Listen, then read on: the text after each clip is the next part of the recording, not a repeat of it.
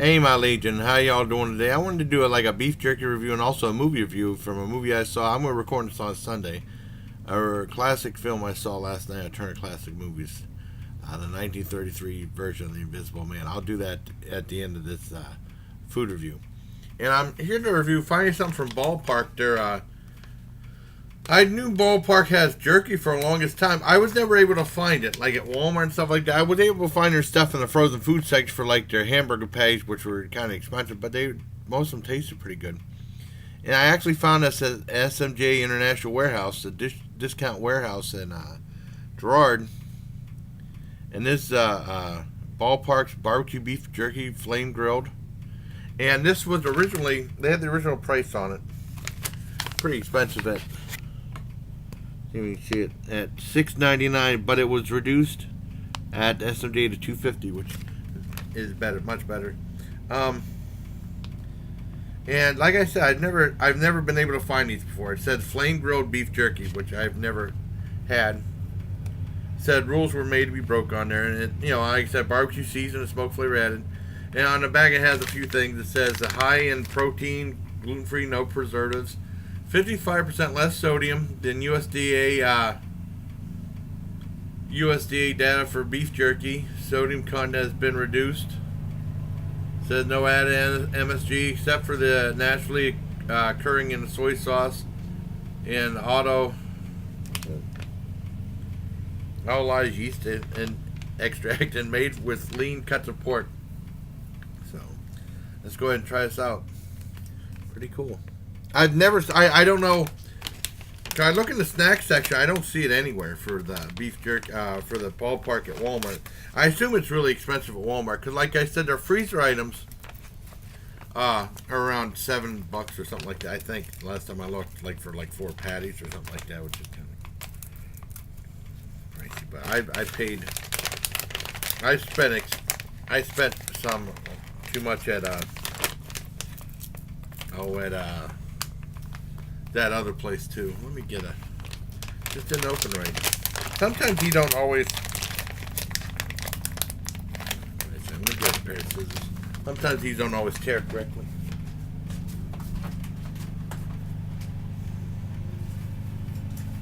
Callan. It has a resealable pouch, which is always good.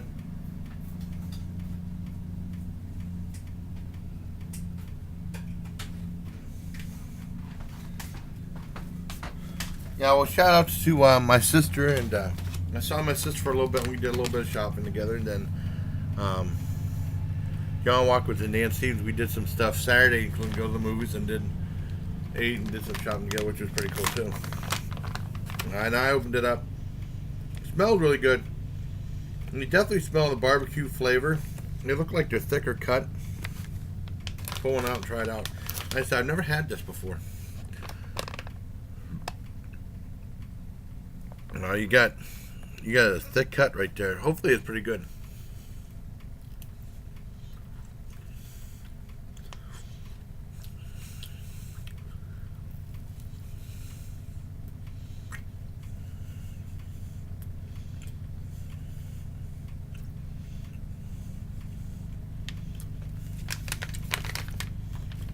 Oh. I mean, I don't know if I said beef jerky. It's pork jerky. It's made from pork. That's my mistake.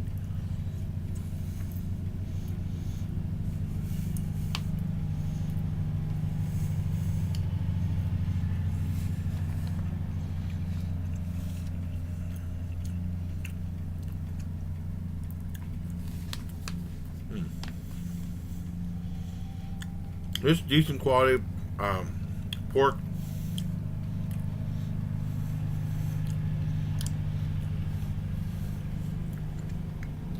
And the barbecue seasoning is pretty good on it. I like it. Not bad at all.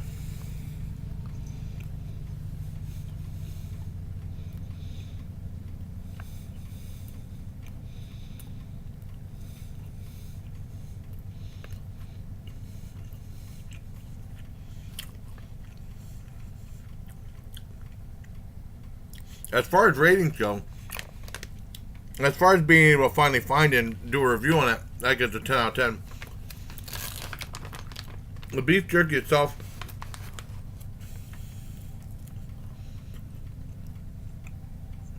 I mean the pork jerky. I say beef jerky on a habit.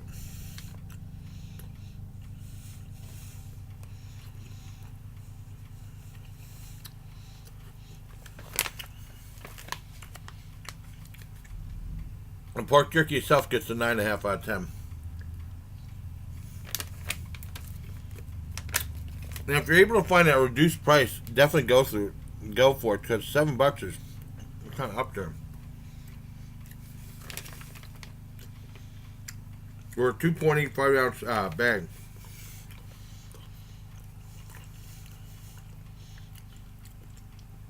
And this is good stuff. I really like it. I'm glad I was finally able to find it after all these years, because I don't know how long it's been out, but pain in the butt to find it. Okay, that's my review for this. 9.5 out of 10.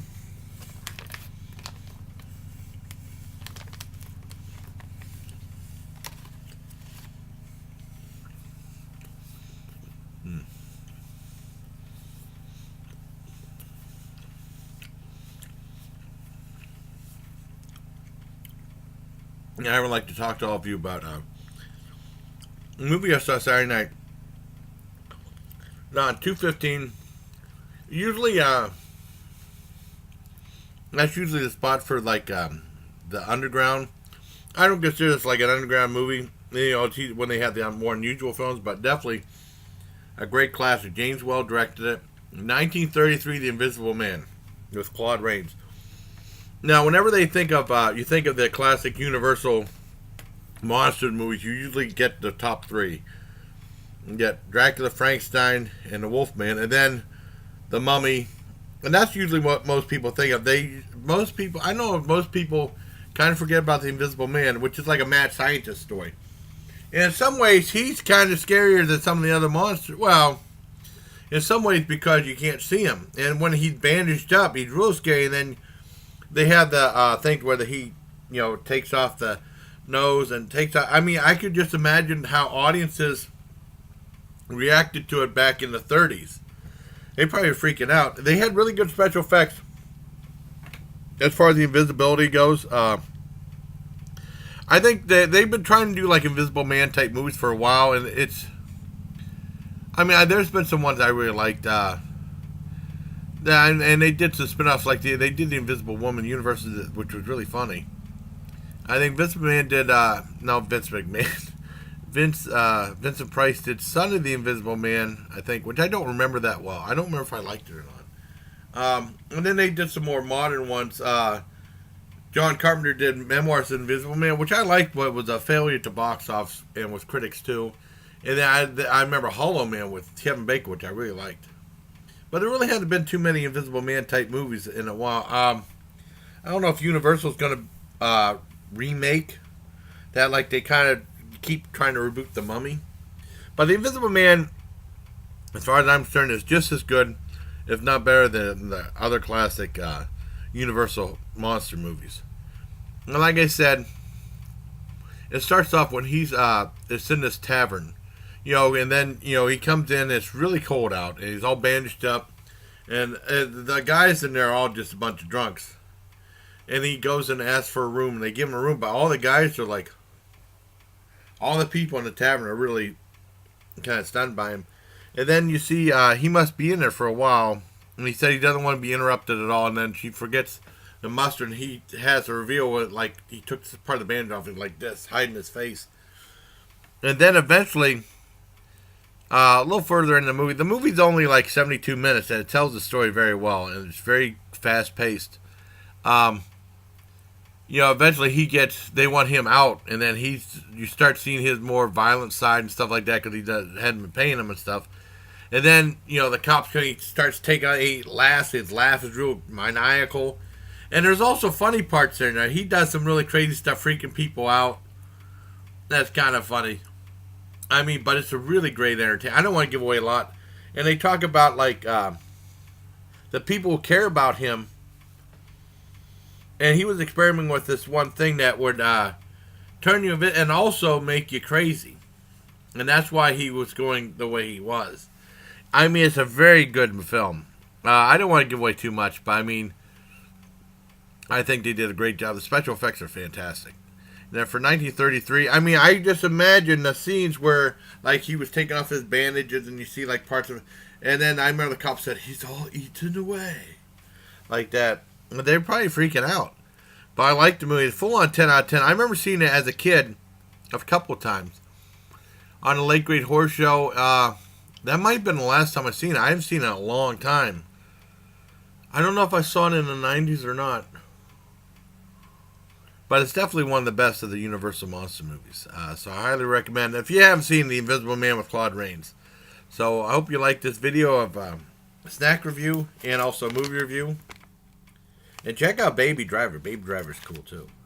So until next time, bye please. Take care, my legion.